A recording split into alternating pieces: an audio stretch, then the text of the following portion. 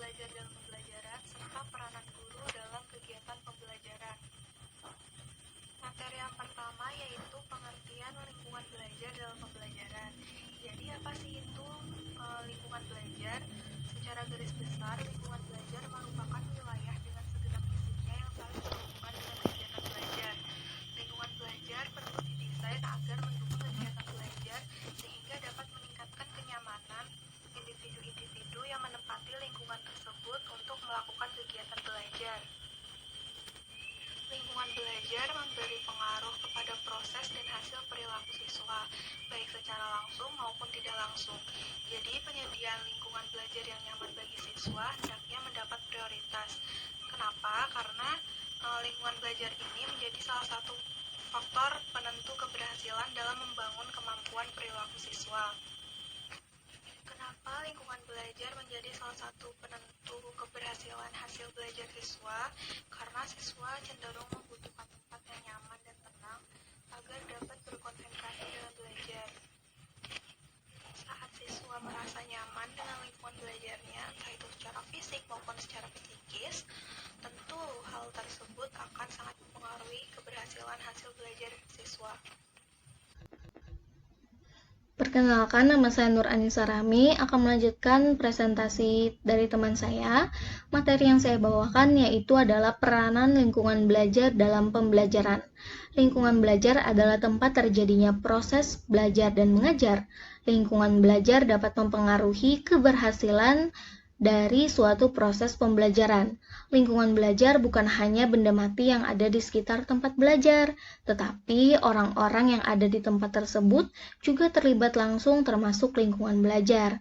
Menurut Prayitno 2009 halaman 18, lingkungan belajar terbagi yang pertama, lingkungan fisik, yang kedua, hubungan sosio-emosional, yang ketiga, lingkungan teman sebaya, yang keempat, masyarakat dan pengaruh dari lingkungan asing. Selanjutnya, menurut Suhardan 2010 halaman 25 menyatakan bahwa lingkungan belajar di sekolah meliputi yang pertama, lingkungan fisik sekolah seperti sarana dan prasarana belajar, sumber-sumber belajar, dan media belajar. Yang kedua, lingkungan sosial menyangkut hubungan siswa dengan teman-temannya dan siswa dengan guru-gurunya. Yang ketiga, lingkungan akademis, yaitu suasana sekolah dan pelaksanaan kegiatan belajar mengajar dan berbagai kegiatan kurikuler. Keadaan sekolah turut mempengaruhi tingkat keberhasilan belajar. Hal ini disebabkan lingkungan sekolah juga menyangkut lingkungan akademis, yaitu sarana dan pelaksanaan kegiatan belajar mengajar, berbagai kegiatan kurikuler, dan lain sebagainya. Lingkungan belajar sangat membantu siswa dalam menambah pengetahuan dan ilmu untuk peningkatan wawasan dan daya pikir siswa. Lingkungan belajar akan menjadi kondusif bila adanya kerjasama yang baik di antara komponen lingkungan belajar.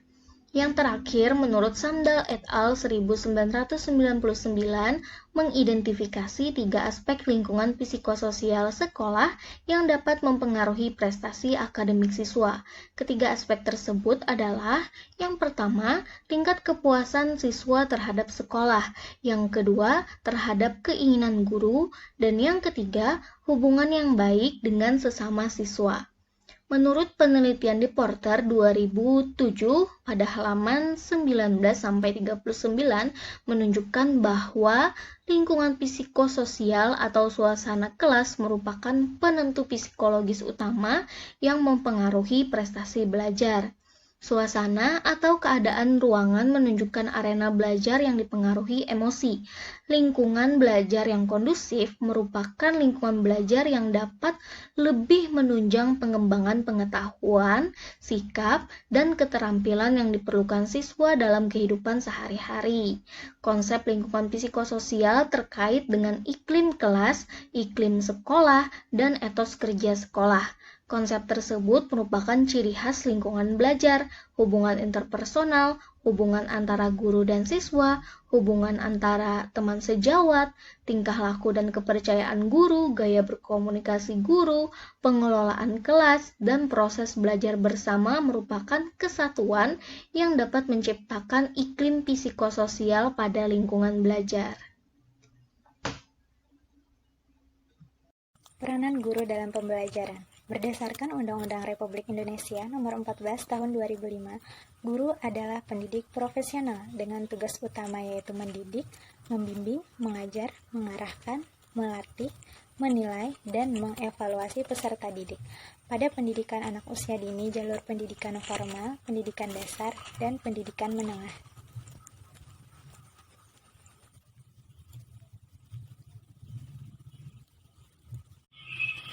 Yang pertama yaitu guru sebagai pendidik. Guru sebagai pendidik menjadi panutan, menjadi tokoh bagi peserta didik dan lingkungan yang ada di sekitarnya. Guru harus memiliki tanggung jawab, kemandirian, dan kedisiplinan.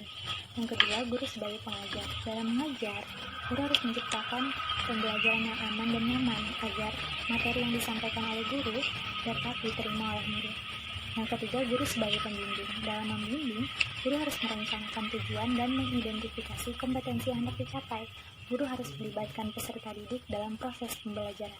Guru harus memaknai kegiatan belajar dan guru harus melaksanakan penilaian setelah kegiatan pembelajaran. Yang keempat, guru sebagai pelatih. Dalam proses pendidikan dan pembelajaran memerlukan latihan keterampilan baik intelektual maupun motorik, sehingga guru dituntut untuk menjadi pelatih peserta didik dalam pembentukan kompetensi dasar sesuai dengan potensi mereka masing-masing. Yang kelima, guru sebagai nasihat.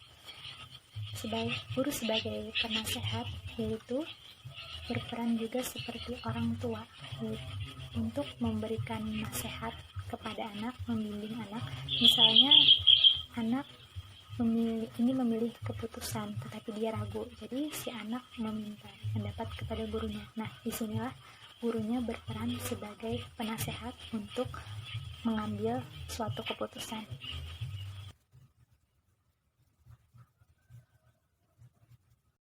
Yang selanjutnya yaitu guru sebagai model dan teladan. Guru sebagai model dan teladan harus memiliki contoh yang baik. Guru harus selalu melakukan hal-hal yang positif yang nantinya akan berpengaruh kepada lingkungan. Yang ketujuh, guru sebagai pendorong kreativitas. Sebagai pendorong kreativitas, guru harus dapat menumbuhkan semangat siswa. Guru harus dapat membimbing dan membantu agar siswa selalu dapat berkreativitas. Yang kedelapan, guru sebagai aktor. Guru sebagai aktor harus dapat menguasai emosinya. Guru harus dapat bersifat objektif. Guru harus mempersiapkan pembelajaran, baik persiapan pikiran, perasaan, dan persiapan fisik, agar pembelajaran dapat berjalan dengan lancar. Yang terakhir yaitu guru sebagai emansipator. Nah, misalnya saja dalam menjalankan tugasnya, guru ada seorang anak yang sedang putus asa. Seorang anak ini bimbang, merasa tidak percaya diri. Nah, jadi disinilah guru berperan sebagai emansipator dengan keuletan, ketelatenan, dan semangat motivasi yang tinggi sehingga dapat menumbuhkan kembali kepercayaan diri si peserta didik.